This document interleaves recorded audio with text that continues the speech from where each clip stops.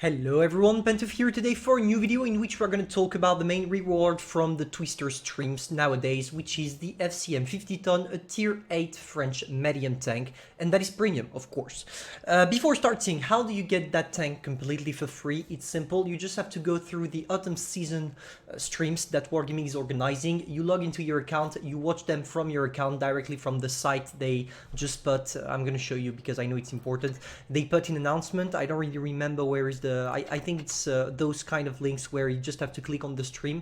It will redirect you on the stream and you will be able to win some parts of certificates, and once you get 100 of them, you will be able to exchange them for a certificate that will give you this tank for free. But what is this tank all about? Let me explain something real quick to you. It's one of the hardest tanks to play at tier 8, or at least in my opinion. You really need to be an experienced player to be good with this tank, simply because the playstyle is not what you're used to when it comes to medium tanks, especially at tier 8. First thing first, the size of this thing. As you can see, if we compare it with the M4 Revalorisé, you can see directly that this tank is way bigger, like it's twice the size as the Revalorisé, which means that with this tank, you really don't have any camo. Be aware of that because it's going to be important for what is coming after.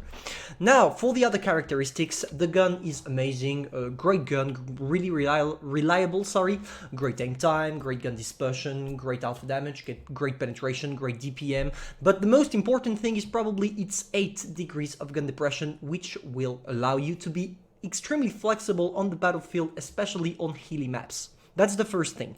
Now the mobility, quite good considering its size. You are not the fastest medium, but you still can be quite competitive. You will be able to take aggressive positions at the start of the game, even if that's not something I would advise you to do with this tank especially. And now the tracks.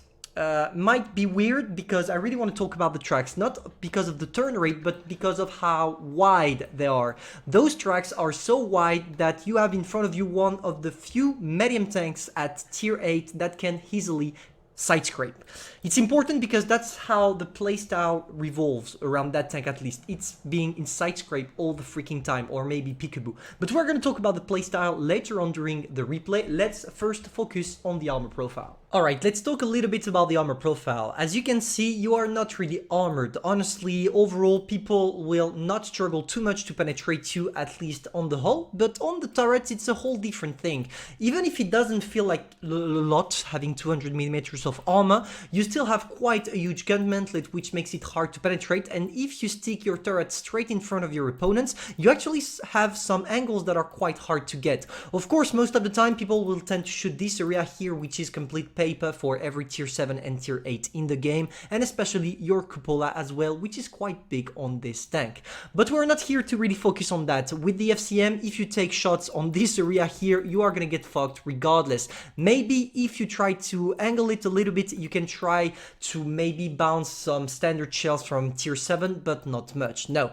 Where the FCM is a really good tank is when it comes to side scrape, because look at how much armor you can pack with this tank if you angle it. You have nearly 290mm, which is quite enough to do the job in front of pretty much every single tank in the game. It might change because tomorrow there is the 7.4 update, which will increase the tank destroyer penetration at tier 8, but I don't think it's gonna change that much. Maybe for some tanks, but not overall, not all of them.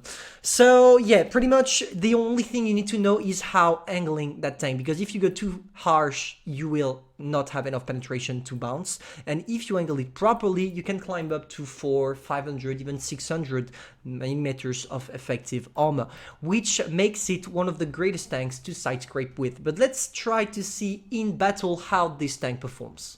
Concerning the playstyle of the tank, it's quite simple because the only thing you have to take care about is being either in side scrape, or when you're getting focused by someone, try to be in hold down and wiggle a little bit between each shots.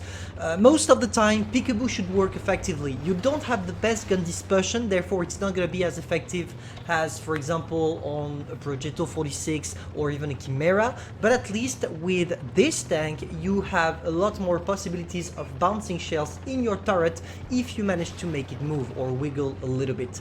That's why in this video and in this replay especially, I decided not to go on the medium side for two reasons. The first one is the team composition didn't really make me comfortable into getting to the medium side, and the second factor is my tank is not really doing well on medium side. It's the kind of mediums that need to be played like a medium but on the heavy side, or at least that's what I feel like it should be played, simply because every time I play it like this it works effectively.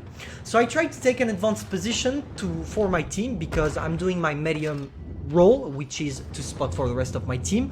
But even if I'm spotting, I'm trying to play a little bit aggressively, but not too harshly either, because I have not a lot of armor, let's be honest. So for the moment I'm just trying to sneak some shots on that VK100 that seems to be completely retarded and really wants to get a shot on me. So I managed to sneak 2 shots in its cupola, and now I'm going backward because I'm expecting him to just rush into the hole that I made there, and yeah, that's exactly what it does. I don't really know what came through the mind of this player. He really wanted to get me, and he managed to get me a second time. I tried to side scrape here, but I fucked up into my side scrape method. As you can see, I over-angled my tank, and that's where things are getting important with the FCM. To play correctly, you need to know exactly how to angle it. And even I, as I didn't play it for a very long time, I still struggle most of the time.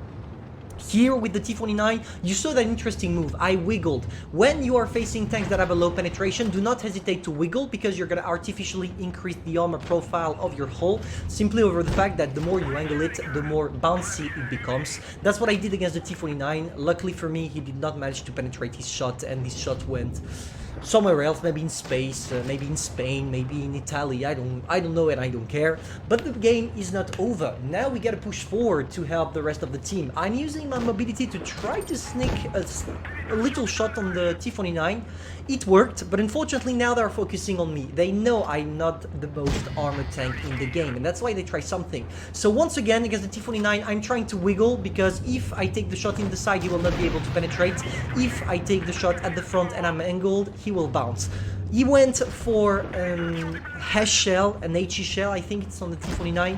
Unfortunately, it did nearly 300 damage, but we ended up ramming it, because I forgot to tell you that the FCM is a pretty good rammer.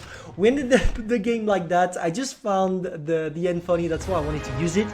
But overall here you have all the things you need to do with the tank. Try to side scrape correctly with it.